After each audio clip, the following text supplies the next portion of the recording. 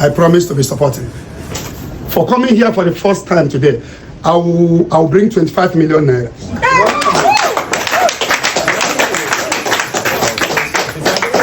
Now, I don't know how much we are here. You can check how much we have here cash and bring it. Then they will give me a account number. We'll donate 25 million, support our priest. Priest is a special gift to the world, to the church. One of the institution that God has established. One of the institutions the devil is fighting is priesthood.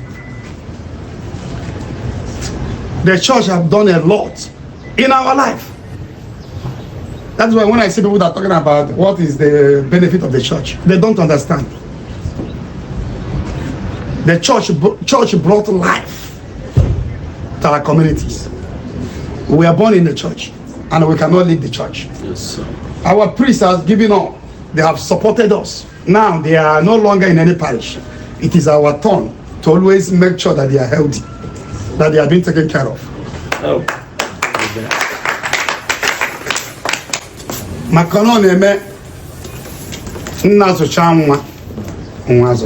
So I'm happy that among the cash and whatever, any amount, or everyone that I will bring it here now.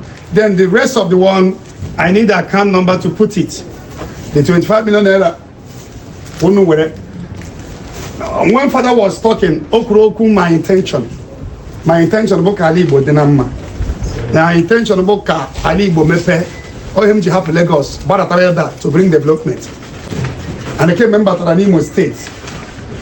Came member to the Igbo development. I don't know Anambra free of charge. Psychiatric hospital. About the streets in Dara free of charge. We go on the streets. Enugu, Imo here, Anambra, Abia, picking them on the street. Some of them have been abandoned 10 years, 15 years. Governor Soludo was happy when he came to commission that place. Free psychiatric hospital. It cost us over 2 billion naira to build. Wow. We went to Mburichi here in Imo State. Mburichi. We built free elderly people's home and orphanage home. Free of charge. I'm happy in there today. We will be doing more things, supporting this place. This place will not die. This place will grow. Our priest will be taken care of. Let me know how much is there. Then the rest of the one that you give me account number, I will support today. I will pay the remaining one today.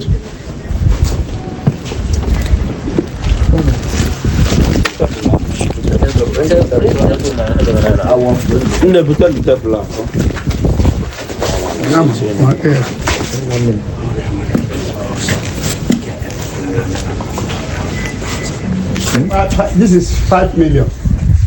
So I will pay 20 million naira today. Then I want to use this 1 million to some neighbor. Now we them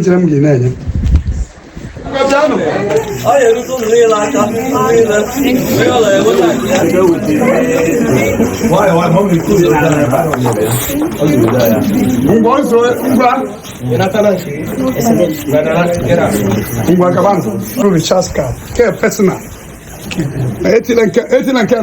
Parish post.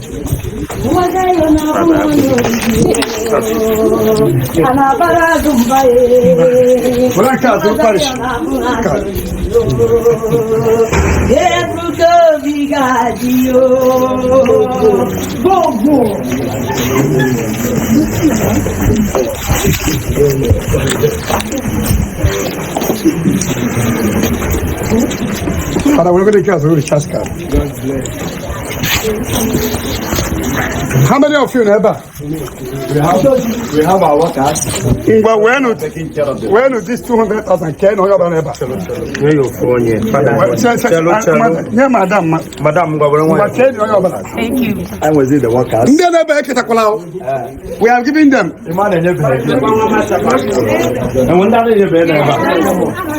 And when they're not teaching,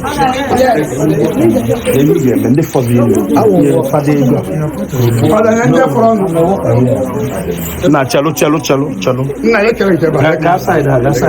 Jeba yekere. Gas side. Father,